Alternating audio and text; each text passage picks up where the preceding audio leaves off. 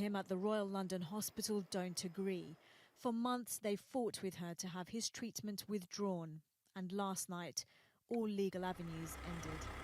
As a parent, I want to know that I've done everything within my power to make sure that I tried my hardest for my little boy. 10 times it's been taken to court, 10 different stages. Which one of those was the hardest? I think the one where my kids had to stand in court and listen to the word that the brother's dead. 12-year-old Archie Battersby has relied on a mechanical ventilator to breathe ever since being admitted to hospital in April. Holly had found him unconscious at home with a ligature around his neck. She thinks he was taking part in a dangerous online challenge. Barts Health NHS Trust can lawfully withdraw his treatment after a High Court judge ruled that it would be in Archie's best interest to do so. His doctors said his prognosis is so bleak, he will never recover. I wouldn't say I've accepted the decision. I don't think I'll ever accept it. Over a dozen court proceedings, only one of them a win. And today, the greatest loss of all. Sadia Chowdhury, Sky News. Well, joining me now is our correspondent at the Royal London Hospital, Ivor Bennett. So, Ivor, a desperately difficult morning for the family of Archie Battersby. Yeah, desperately difficult. This long-running legal battle now seems finally to have come to an end, and so they are now at Archie's bedside, preparing themselves to finally say goodbye to him, with his life support due to be withdrawn from 10 o'clock, so in just about an hour or so. They received the news, this news they've been dreading, that would happen late last night after their last-ditch attempt to have him moved to a hospice from here was rejected. That came from the European Court of Human Rights, who refused to intervene in this dispute, and that followed earlier rulings yesterday from the High Court and Court of Appeal here that also went against the family, and so they have now exhausted all legal routes that were available to them. The reasoning by the court was that it's not in Archie's best interests to be moved, because a transfer to a hospice could be tricky with his care, but his family said that it was a risk that they were prepared to take because they wanted his final moments to be in a private setting, away from the hospital and surrounded by family. But we now know that that will not be the case, and so they are now preparing themselves for what will clearly be a very, very difficult moment indeed. Ivor, thanks very much indeed. Now, Liz Truss and Rishi Sunak have clashed again at the latest hustings, attacking each other's plans to steer the country through the growing economic crisis. Mr Sunak claimed the Tories would lose the next election unless inflation is brought under control, while Ms Truss said we shouldn't be talking ourselves into a recession. You know, we can create the British version of Silicon Valley. You know, we can create real opportunities. We have a talented generation of young people ready to take those opportunities on, but we need to get the growth, and we need to, you know, I know there are difficult forecasts out there, but forecasts are not destiny. And what we shouldn't be doing is talking ourselves into a recession. We should be keeping taxes low, you know, doing all of those things we can now do differently because we've left the EU. Well, the first thing we need to do in order to make sure we can win that election is have got through this inflation problem by now, right? And that's why I'm particularly worried about policies that risk making it worse and last longer. Because if this is a problem that isn't just for this winter, it's a problem for next winter as well and beyond. Because as the Bank of England said, they're worried about inflation becoming embedded, and there's no hope that we're going to win that next election. Absolutely none. Right? It's as simple as that. We all heard what they said yesterday, all of you saw the numbers, and if we don't get a grip of this thing and get a grip of it fast, then we can kiss goodbye to winning that next election.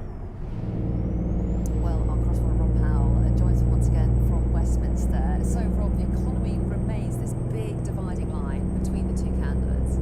Yeah, there you can see the competing political and economic visions at play in this leadership contest. Rishi Sunak essentially saying what's needed for the next year or two running up to the next general election is a sort of careful, cautious approach to shepherding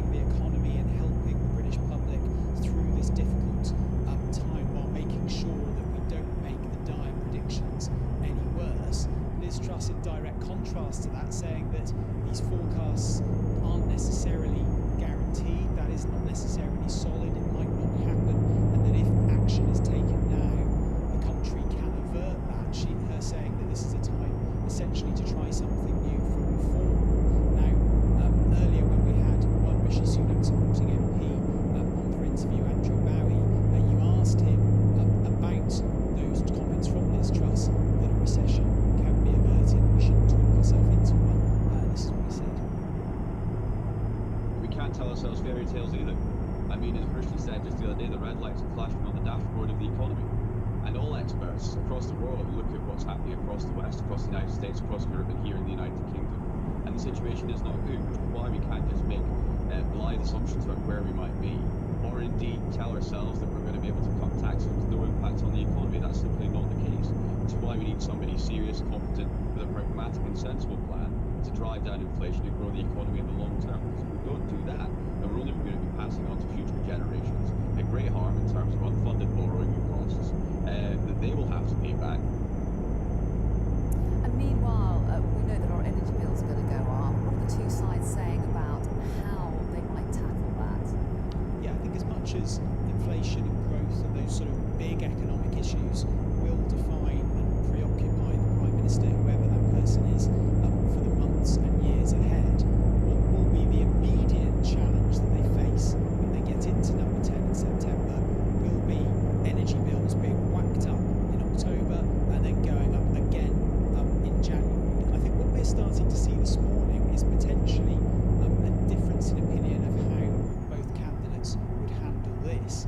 Neither has spelt out exactly what they would do. There is already a pretty considerable amount of help in place that was put in place while Rishi Sunak was still Chancellor, where most households, all households, will be getting £400 off their energy bills. Lower income households will be getting a lot more, up to £1,200, in addition to other help that's come through the council tax system as well. What Liz Truss has said to the Financial Times newspaper this weekend is that yes, she wants to look at what more she can do, but she wants that to be done by lowering the tax burden rather than giving handouts. So appearing anyway to rule out expanding those sort of direct payment schemes that the government has relied on so far. When we had one Liz Truss supporting MP on earlier, Jake Berry, he seemed to suggest that that is the path that Liz Truss would pursue if she made it into number 10. Liz has committed for over £150 additional support by removing the levies. It's not just people on low income in this country who are struggling with this cost of living crisis. I absolutely appreciate they've got the highest mountain to climb, but it's middle income families with mums and dads out working who are paying the highest tax burden for 70 years, and it's about giving everyone who's paying tax a break by putting more money in their pocket. And we've also heard from former Deputy Bank of England Governor this morning, haven't we, Rob? So what was his take on it? Yeah, well, he was talking about that suggestion that seems to be coming from the Truss campaign this morning of helping people with the rising cost of energy bills going forward from now on anyway, through using the tax system rather than using direct payments. And the difficulty with using the tax system to address this problem of rising energy bills is it's difficult to target the help at those who need it the most, at those on lower incomes, because everyone gets a bit, and actually in some circumstances, such as the reversal of the national insurance rise that Liz Truss is committed to, it's those that are higher earners that actually benefit the most. And that was what Sir Charles Bean, who used to be Deputy Governor at the Bank of England, the building you're looking at now, told us earlier. So poorer households typically spend a larger fraction of their budget on energy, which are things which are going up so much in price. But the sort of tax cuts that she's talking about, it's not just everybody gets a little bit, there's your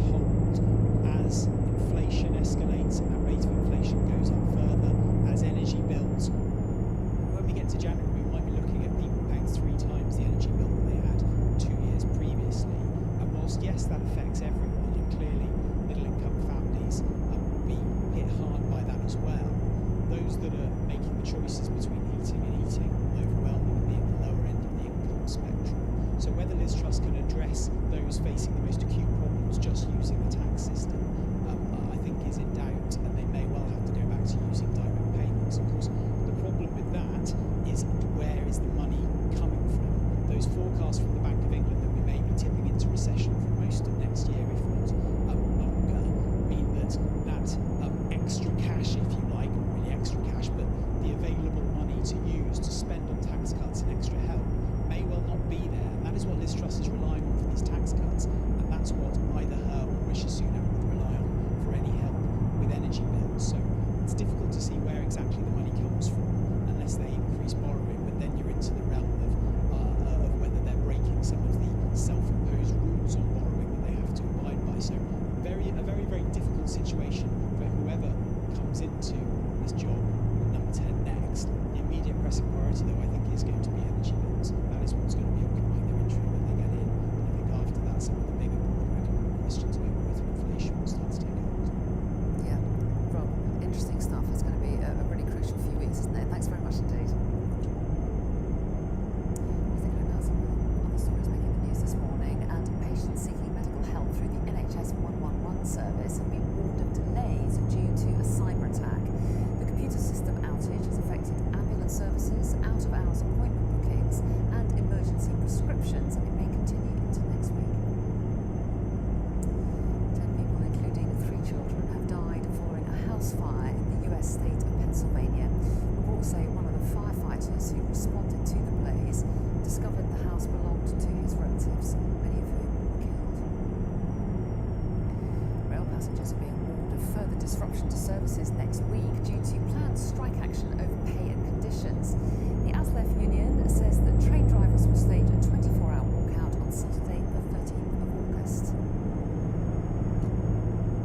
US conspiracy theorist Alex Jones has been ordered to pay $49 million in damages after falsely claiming a 2012 school shooting was a hoax. The parents of a 6-year-old boy killed in the Sandy Hook massacre were awarded the damages after citing years of emotional distress caused by the followers of Jones. Taiwan's defense ministry says it's fired flares in response to 7 drones flying over its outlying Kinmen Islands. Troops are also on high alert after Beijing launched large-scale military drills this week. So let's find out more about how what the reaction is in Taiwan. Taiwan Plus reporter James Chater joins us now from there. So James, tell us a little bit about how people are feeling there about these drills so close to their island. Sure, well, we're on the 3rd day of these Chinese live fire drills, arguably some of the most intimidating Chinese behavior we've seen towards Taiwan over the past couple of decades. Before I look at the Taiwanese perspective, some other lines coming in from the US Secretary of State Antony Blinken saying earlier in Manila that these Chinese live fire drills really constitute Beijing seeking to manage relations with Taiwan in a much more coercive way and no longer in a peaceful manner. Why is that important? Because in the run-up to this trip of Nancy Pelosi, the US House Speaker, to Taiwan, the US and China are essentially trading accusations that the two parties were the ones that were trying to kind of uproot the status quo and how relations with Taiwan have been managed in previous decades. We're also seeing in other ways how Pelosi's visit is really starting to kind of have a ripple effect across the world and kind of have some impact on the foundation of the US-China relationship itself. China announcing that they were going to sever communication with the US on a number of key issues, including transnational crime and climate change. Secretary of State Antony Blinken saying this is irresponsible. Former Secretary of State John Kerry saying this was essentially tantamount to China holding the world hostage. Earlier this morning on the drills, Taiwan's defense ministry saying that China launched essentially a simulated attack. So aircrafts and vessels approaching the median line of the Taiwan Strait. That's the body of water that is between Taiwan, separates Taiwan and China. Beyond that, beyond the kind of military side of things, we're also seeing a number of cyber attacks on Taiwan's foreign ministry, the presidential office, and the national defense ministry. Despite all of this, despite all this pressure that's coming to Taiwan from the Chinese side, life in Taipei and across Taiwan is really going on as well. You speak to Taiwanese people on the streets here, and there's an atmosphere of complete calm, essentially. People are really used to this sort of Chinese threat, and although these drills do mark an escalation to an extent, they're really an extension of the type of threat that China has had towards Taiwan for many people for a number of decades now. James, thanks very much indeed for that. Let me just show you some pictures that we have seen just in the last few minutes in Gaza. The scene there appears to show what could be Israel's military response to rockets that were fired from Gaza. But these are the scenes that you can see, and we will try to establish exactly what has happened in the last few minutes. Tensions certainly do remain high after a night of heavy weapons fire between the Gaza Strip and Israel. Dozens of rockets were fired from Gaza following the killing of at least 10 people in Israeli airstrikes. A militant leader was amongst the dead, Israel has said. They said that the strikes followed what they called an immediate threat from a militant group. So this is the live shot now. You can still see some trails of smoke there on the horizon. So we'll try to establish exactly what's happened. No doubt we will hear from both sides. But it has been a night of heavy tensions after an Israeli airstrike killed at least 10 people, and rockets were then fired from Gaza. So we'll fill you in on the latest just as soon as we get it. Now, the Edinburgh Fringe Festival, the world's biggest arts festival, has returned to celebrate its 75th year. The festival was cancelled in 2020 and it was downsized last year because of the pandemic. But it's back now, and our arts and entertainment correspondent Katie Spencer joins us from Edinburgh. So how's it been so far, Katie? Cold, really cold, Anna. Yeah, no, it's Edinburgh weather, but the fun is here. It's so nice to have things back to normal. And I am joined now by an actor that I saw when I was last here about 5 years ago, who is brilliant and is called Shlomo, and he does a bit of this. Let's go.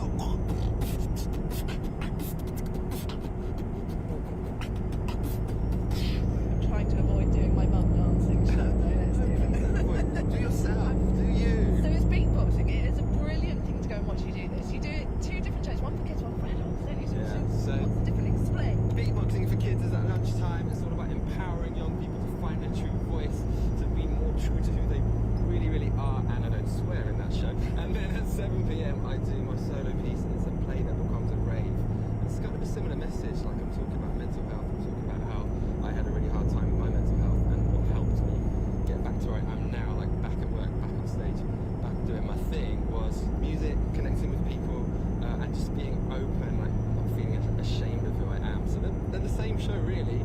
But it's such an just, interesting way of kind of giving young people confidence as well, though, isn't Oh, it? it's The so- reaction that you get from people. It's so beautiful. Like, every day I get to witness this experience where I basically find the smallest human, like, and often like a feminine presenting human who just think isn't going to have like mad bass coming out of their mouth, and then I give them like just a few seconds of just like a little bit of technique. Here's how you use the microphone. Here's how you get the bass speakers working, and then this little human just drops this like, and everyone's like, what? And it's really beautiful. Makes my hair stand on end. Well, I would thoroughly recommend it. You're going to just give us a quick burst before we finish the live. Haven't got much time, but come on. Okay, okay, let's go. That's Sky News at the Edinburgh Fringe. There you go. Anna, come on. Your turn now. I was actually doing it at the same time, you just missed it. Sorry about that. Fine. So much energy this time in the morning. It's fantastic. Katie, thanks very much indeed. Now, as the UK experiences drier than ever conditions after reaching record temperatures this summer, concerns over food security and water availability have been called into question. And how much our future food production is dependent on a healthy soil system. Well, here to help me answer that question is a soil scientist from Cranfield University, Dr. Daniel Evans. Thanks very much indeed for talking to us. So just how important is the quality of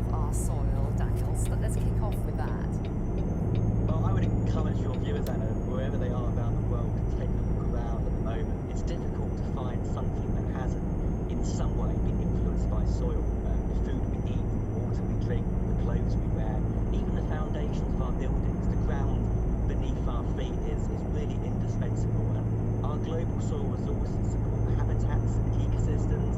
They help remove carbon from the atmosphere. They facilitate the cycling of nutrients. And of course, to sustain our environments, ecosystems and society, to continue enjoying the wealth of services provided by our soils, we need to care for them. So vitally important then. So is there concern about the quality of it, the state of soil here and elsewhere in the world? Yes, absolutely. I mean, soils face growing demands. By 2050, it's expected that the global population will soar to more than 9 billion. And so the pressures placed on those soils will intensify. I think the confounding issue, of course, at the moment is that a third of global soils are currently moderately or highly degraded. Basically, that means that the soils that we have a reduced capacity to deliver those services, and that could be pollution, contamination, compaction, and of course erosion, and particularly erosion, because the rates at which soils erode often exceed the relatively slow rates at which they form. So this is like taking £100 out of a bank account every day and only depositing £1. So before long, the account runs dry, and likewise, left unchecked, soils will continue to fit to bedrock, and in our soil systems, of course, there's no arranged overdraft. So what can you do about it? Well, I think what we need to do is to implement sustainable soil management, and we need to talk within research, policy and industry sectors to improve soil health. And soil health is a term that's generally been used to describe the quality of the soil to perform those various functions. It's been used for about 100 years or so, but it's recently enjoyed a very good spell of popularity, not only in research circles, but by wider stakeholders and practitioners. The problem we're all wrestling with at the moment is what makes a soil healthy. Well, it's a really interesting question, and thanks for opening our eyes to some of the issues behind it. Dr. Daniel Evans, we appreciate your time. Thank you.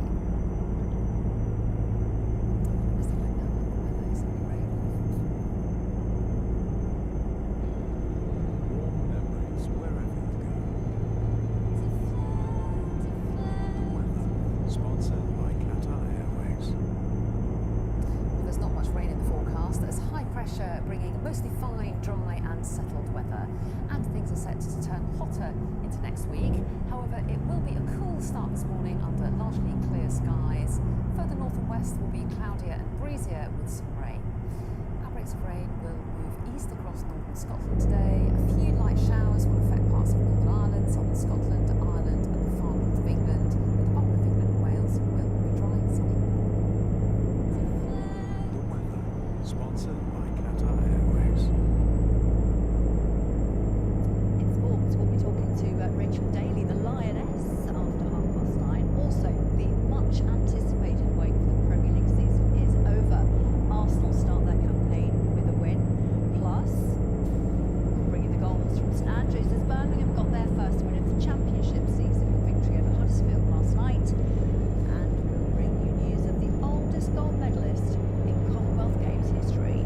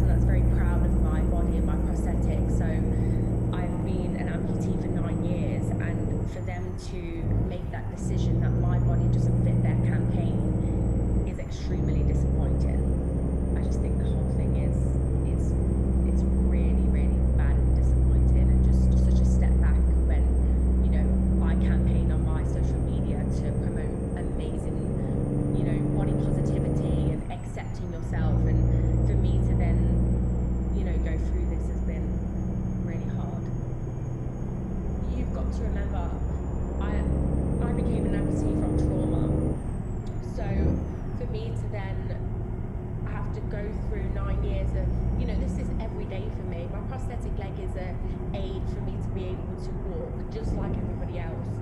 For that to be altered and to see myself, a recent image, then put with an actual normal leg, that is so hurtful.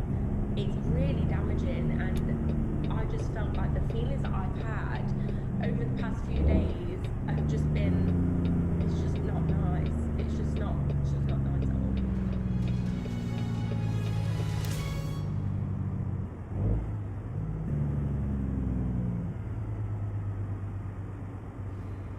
Welcome back.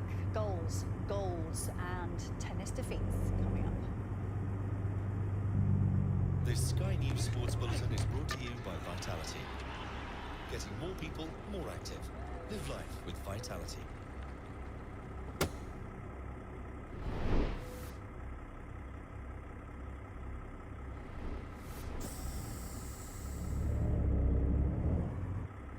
I'm Javier Bello, I play beach volleyball and I will be representing England at the Commonwealth Games in Birmingham. I'm Joaquin Bello, I play beach volleyball and I will be playing for England at the Commonwealth Games in Birmingham.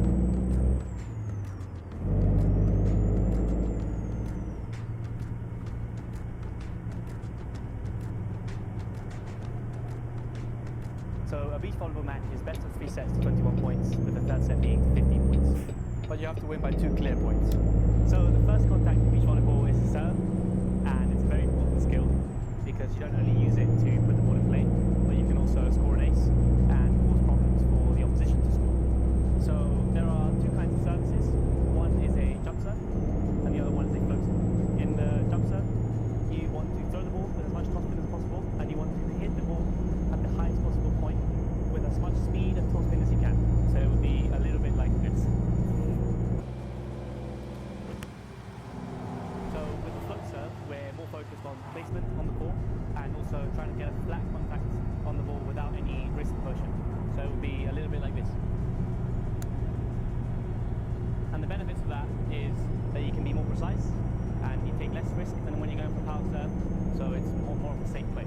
To receive the ball, you want to create a straight platform with your arms. You hold your hands by putting one palm on top of the other and close over with a thumb. Then you use your shoulders and your knees to redirect the ball in the middle of the court so your partner can come in and set the ball. This is what it looks like. When your partner has received the ball, you want to set it in the best possible place for him to get the best spike hit that he can. What you need to do is move your feet to the ball, put one leg in front of the other, and then use your 2 hands to push the ball in front of the attacker so he can come in and hit it. It looks something like this.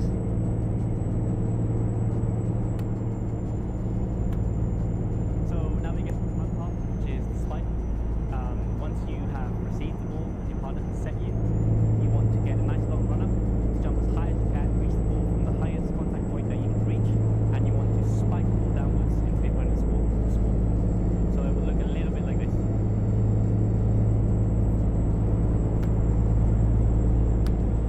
Right, this is what it looks like all together.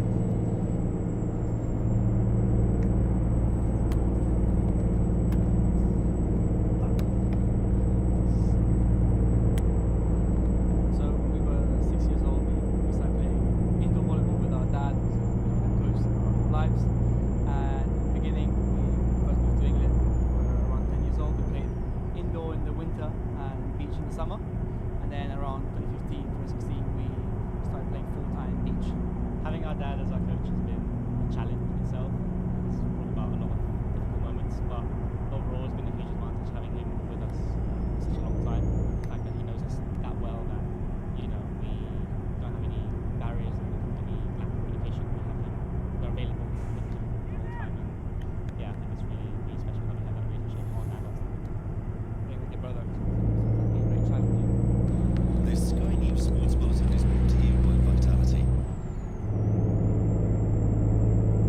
Coming up after the break, I'll be joined by one of England's Euro 2022 heroes. I'll be talking live to Rachel Daly.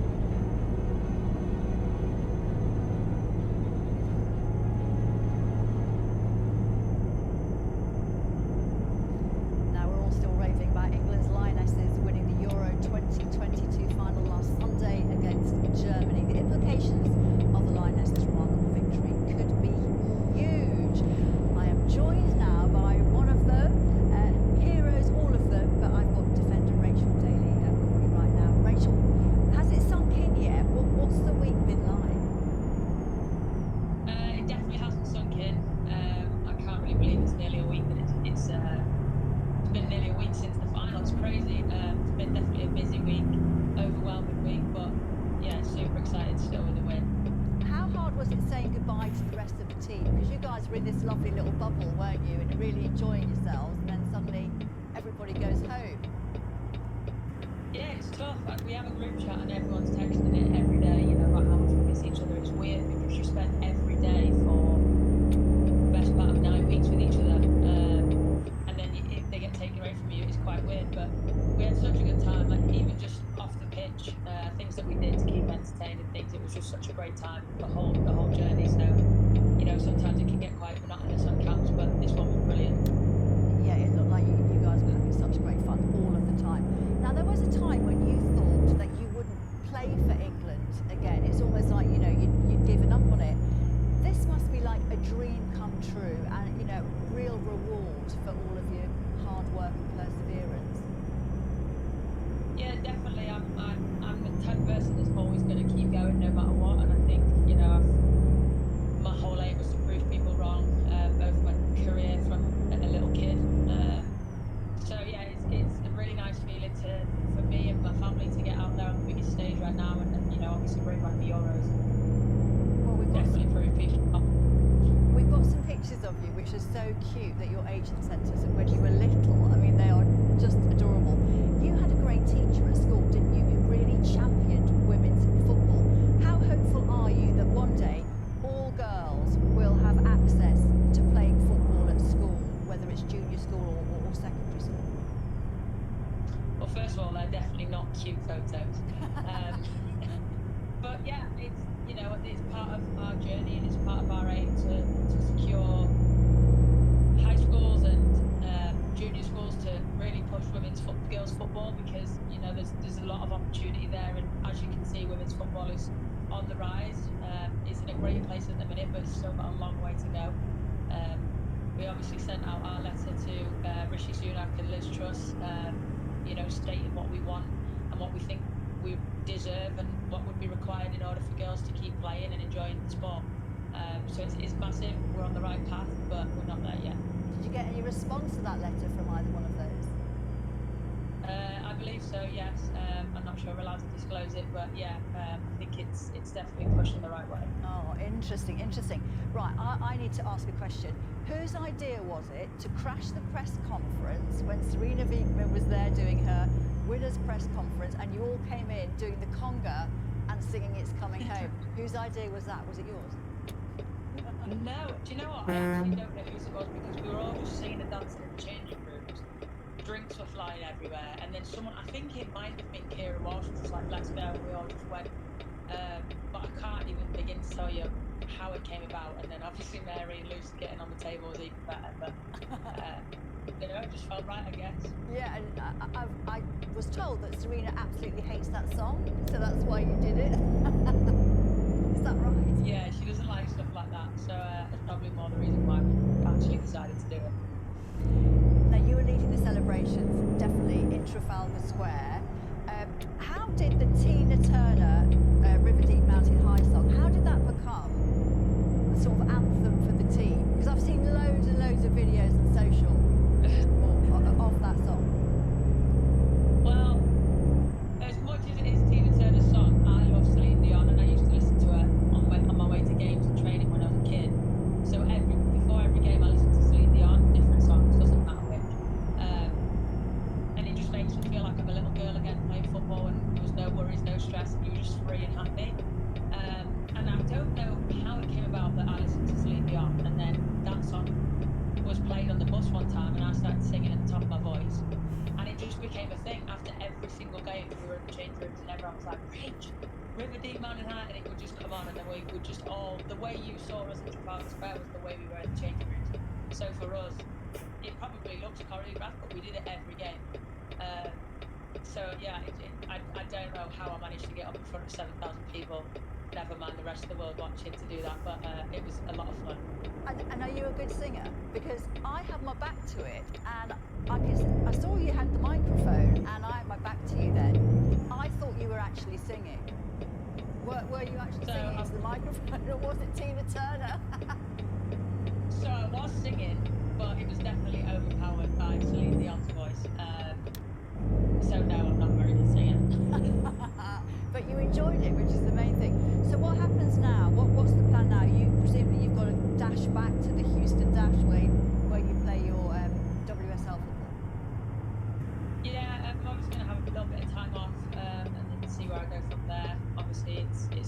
at the minute, so we'll see, play by ear, and then yeah, off I go again. Yeah, and World Cup next year. Fingers crossed. Fingers crossed. Rachel Daly, thank you so much, and thank you for what you did for the country last Sunday. It was absolutely brilliant. Thank you very much. It was absolutely our pleasure. Warm memories wherever you go. The weather, sponsored by Qatar Airways. Well, there's not much rain in the forecast. There's high pressure bringing mostly fine, dry and settled weather, and things are set to turn hotter into next week. However, it will be a cool start this morning under largely clear skies. Further north and west will be cloudier and breezier with some rain. Outbreaks of rain will move east across northern Scotland today. A few light showers will affect parts of Northern Ireland, southern Scotland, Ireland and the far north of England. However, the bulk of England and Wales will be dry, warm and sunny. The weather, sponsored by Qatar Airways. Still to come here on Sky News Breakfast, the government reveals plans to expand England's woodlands, so I'll be speaking to a couple of conservationists about the possible impact that it could have on the climate crisis.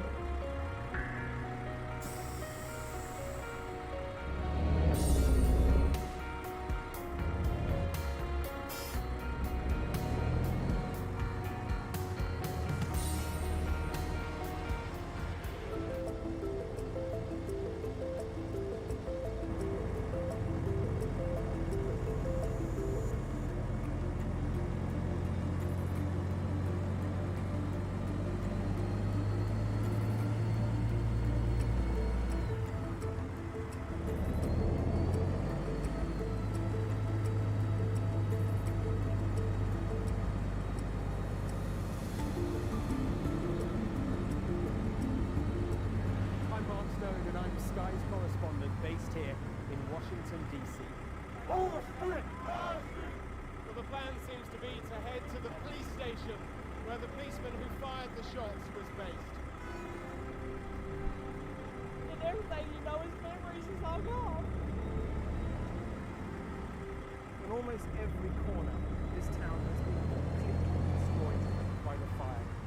I've witnessed the remarkable passion for politics here, but the anger too.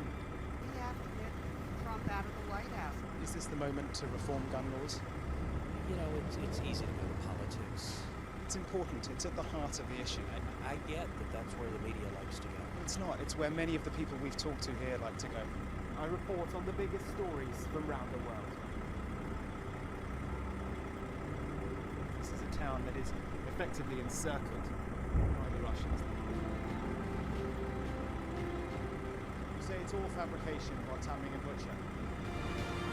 Destroyed my nation.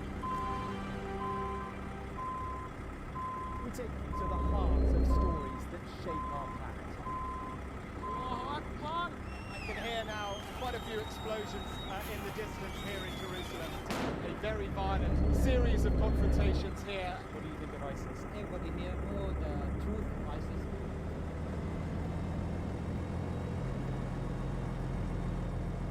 I'm Ivan Borgnon. I'm a sailor. I spent half time of my life on the sea.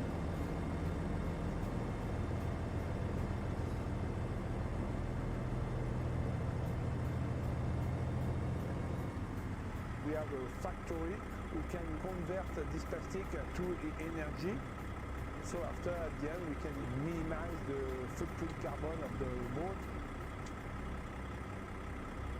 Now, as part of the government's green strategy to combat climate change, it's unveiled plans to expand England's woodland by 2,300 hectares this year. Now, that's the equivalent area of more than 3,000 football pitches.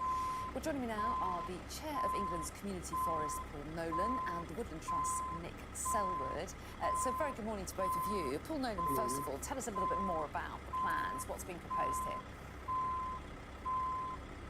Yeah, so community forests across England is 13 community forests, and we're planning to plant around 2,000 hectares of new woodland this year, all the way from Plymouth down in the southwest up to Newcastle in the northeast. Sounds great. Nick Selwood, what do you think? I mean, presumably this is just unadulterated good news, isn't it? We need more trees. Absolutely. We need more trees. Trees are so important for people, important for fighting climate change, important for encouraging nature to recover. So this is absolutely fantastic to see this continuing support from the government for woodland creation. Well, Nick, expand a little bit on that, about the benefits of having more woodland. I mean, just expand a little bit about those different areas that it does benefit. Well, as we'll all be aware, very recently, the climate is changing, it's changing fast. Trees are one of the best and cheapest ways of fighting climate change. They help to absorb carbon, they help to cool cities. So the more trees we have, the more we're able to fight climate change. At the same time, a lot of trees and woodland has been lost across the UK over many centuries. We're one of the least wooded parts of Europe. Most of Europe has about 35 to 40% woodland. In the UK, we're looking at sort of 10% in England, so really very low. If we want nature and wildlife to recover, we need more trees and woodland. We need to reconnect the existing woodlands and trees that we have in a better way. But the other way really is that trees and woodlands are a really valuable resource for people. People love to get out into woodlands to enjoy a walk, to meet family, to cycle, to have exercise. So they're fantastic for people's well-being. People enjoy being around trees. People talk about the leafy suburbs, and there's a reason for that. Trees add value to property. They provide a better environment for people to live and work in. So they're just a fantastic thing in all sorts of different ways. So Paul Nolan, how important is it when you're choosing the type of tree and where it goes? I mean, where are you going to focus the woodlands? How complicated is the planning process for